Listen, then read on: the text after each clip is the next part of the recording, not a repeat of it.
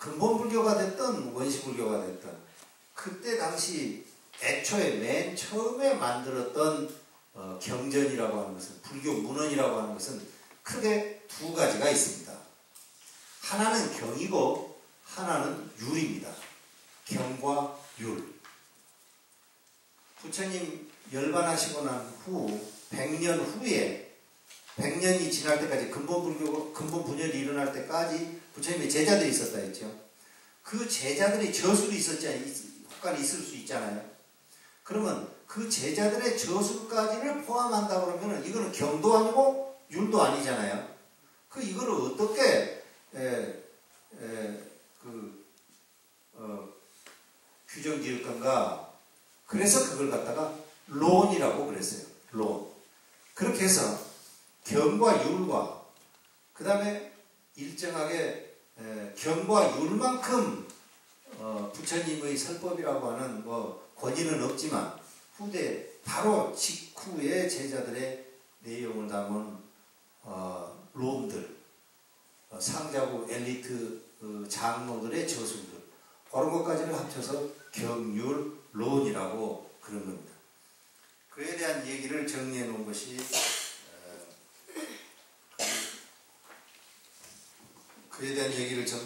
거기에 1페이지에 있는 경장, 율장, 논장이라는 얘기입니다. 거기에 잠깐 한번 봅시다. 경장이라고 하는 것은 뭔가? 여러분들이 그러면은 뭘 경이라고 그럽니까? 경이라고 하는 것은 부처님께서 부처님의 제자들에게 설법을 담고 있는 걸 경이라고 그러죠. 그래요.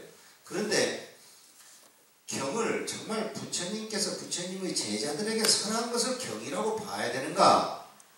경을 검토해보면 그렇지 않은 게 많이 있습니다. 그래서 오늘부터는 시각을 바로 잡으셔야 돼요. 무엇을 경이라고 하는가?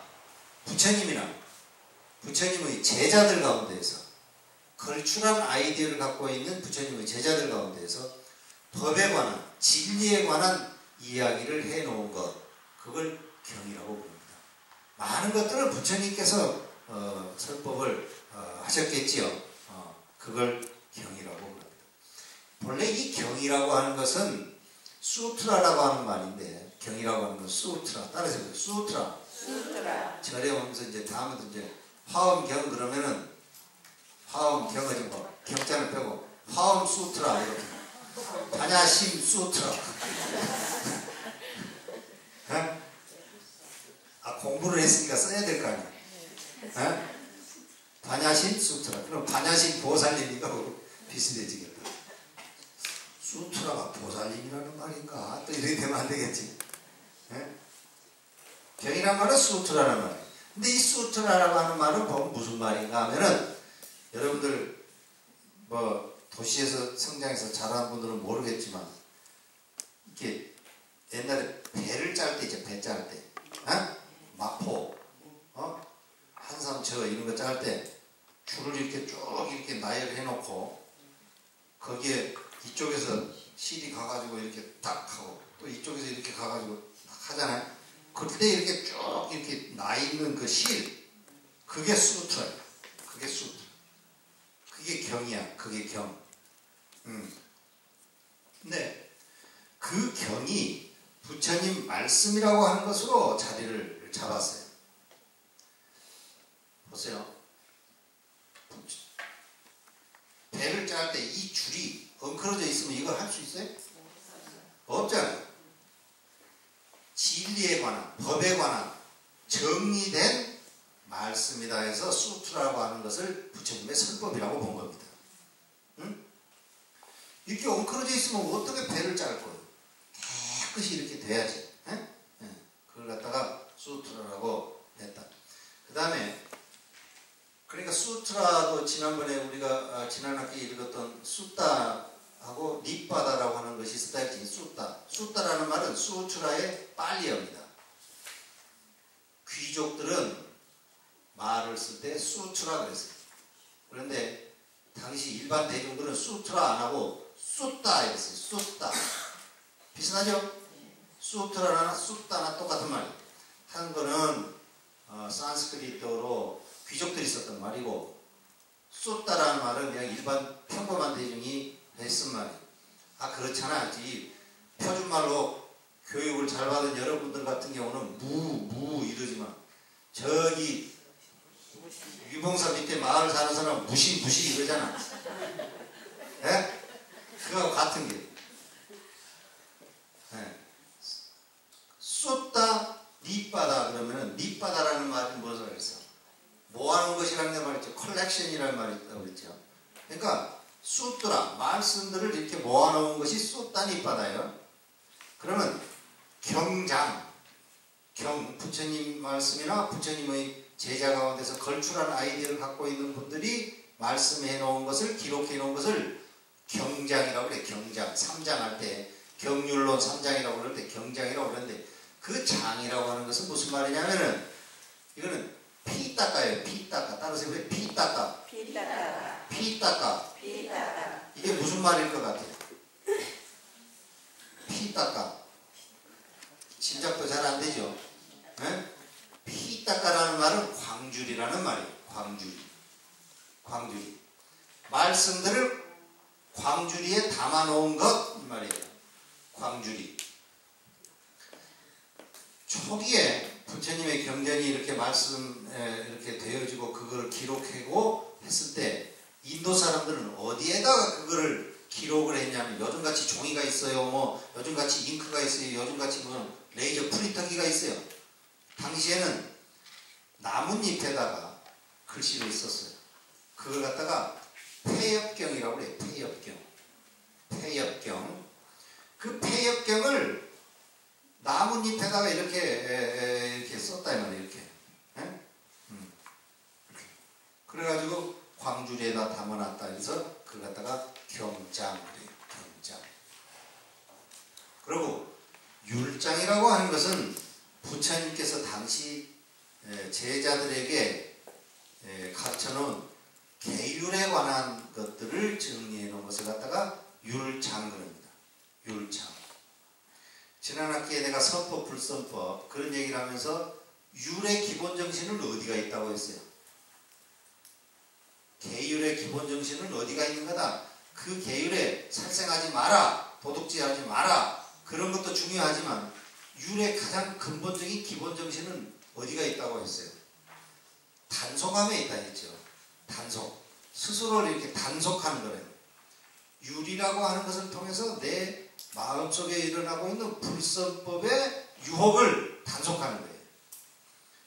불선법에 대한 유혹을 단속하고, 불선법에 노출되었을 때는 불선법에 노출되었음을 참회하고, 그렇게 해서 다시는 그 잘못을 다시 되풀이지 않으려고 하는 단속의 마음을 일으키고, 그런 것이 이제 계율의 기본 정신이라고 그랬어요.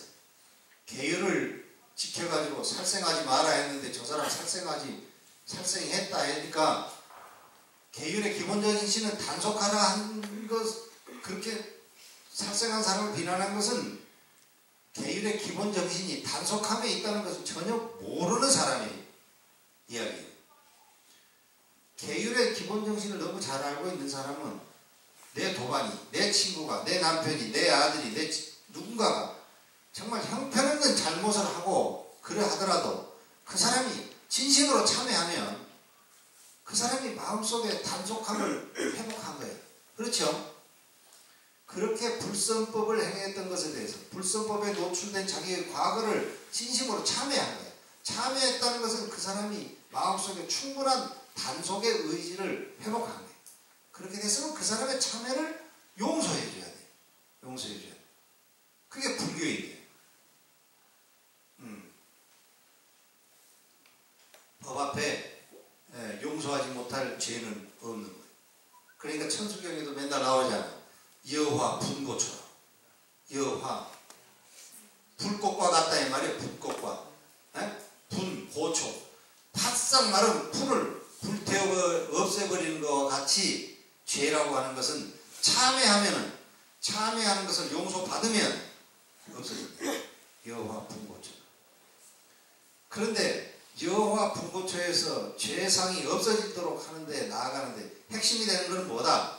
단속하는 마음을 회복했나 안 했나 보고란 말이에요. 단속함, 무엇 단속함? 다시는 그런 불선법을 행하지 않으려고 하는 그 마음을 회복했던 것. 그게 단속함이에요. 그와 관련된 포괄적인 얘기들을 모아놓은 게 율이에요. 율. 부처님께서 살아생전에 많은 얘기를 하지. 여러분들도 자식 키우면서 하지 말아라 얘야 그거 하지 말아라 얘야 그거 하지 말아라 얼마나 많이 했어? 다 써놓은 사람 있어요? 써놓은 사람 있어 없어? 그걸 써놔야 돼. 그러면 그게 율장이 되는 거예요. 여러분의 율장. 에? 지금부터라도 쓰세요. 에?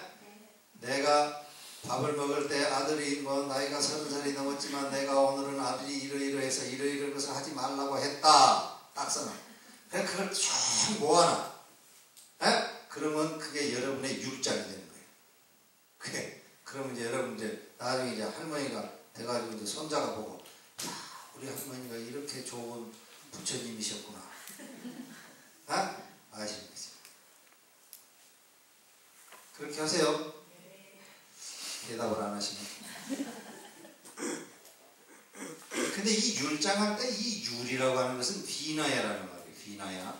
비나야라고 하는 말은 무슨 말인가? 비나야라고 하는 것은. 비나야라고 하는 것은 없애버리는 거예요. 없애버려. 없애버리면 아까 여기 귀경기에 나왔어. 없애버린다는 것은 박멸한다는 말이죠. 그럼 없애버린다는 말이 됩니까? 그럴 수 있지. 없애버린다는 것은 뭐냐? 자기 마음속에 일어나고 있는 불선법의 의도를 안 일으키는 거예요. 그걸 갖다가 비나야라고 그래. 내가 계속 얘기하니까 아이고 저놈의 소리 기가 아파 죽겠네 좀. 그만하지 이럴 수도 있을 거예요. 그렇지만 그게 불교의 핵심이야. 그러니까 모든 얘기는 다 그와 관련되어서 다 설명이 돼야 맞아요. 불교의 얘기. 선법이 일어나야 되는데 불선법이 일어나는 거예요. 그러면 일으키지 않으려고 노력하는 것. 그게 비나예요. 그게 비나야. 어? 일어난 불선법은 뭐라고 했어? 일어나지. 제거하면 되지. 제거. 응? 뭐 그런 거. 그런 것들을 비나야라고 그래요. 그와 관련된 포괄적인 내용들을 다 담아놓고 있는 것을 갖다가 율장이라고 그런다. 그 다음에 논장에 대한 얘기를 해. 여러분들한테 이제 조금 이제 이거는 좀 여러분들이 귀를 좀 더 기울여서 들으셔야 돼요. 이 논장이라고 하는 것이 문제예요.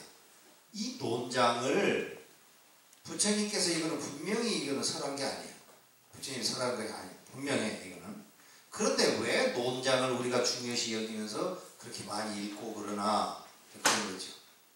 논장은 뭐냐면 부처님의 직계 제자들, 부처님의 제자들 아니면 직계 제자들, 부처님을 봤든지 안 봤든지 불교에 관심 있는 사람들, 이런 사람들이 부처님의 설법이라고 하는 것을 폭넓게 접하고 폭넓게 독서하고 폭넓게 받아들이고 생각하고 해서 새로운 이해 체계를 만들어 놓은 것, 그걸 갖다가 논장이라고 그래요.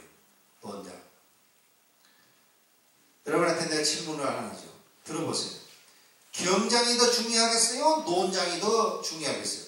여러분의 삶에 여러분들이 불교를 이해하는데 경장이 더 이해하기 쉽겠어요? 논장이 더 이해하기 쉽겠어요? 어떤 것이 더 이해하기 쉽겠어요? 다시 경장이 더 쉽다고 생각하는 사람. 경장, 논장 아무도 없네. 논장이 쉬워. 왜 그런가? 부처님께서 설법하신 내용, 내가 지난번에 우리 여기 성도제일에 여러분들하고 초전법륜경을 읽었어요.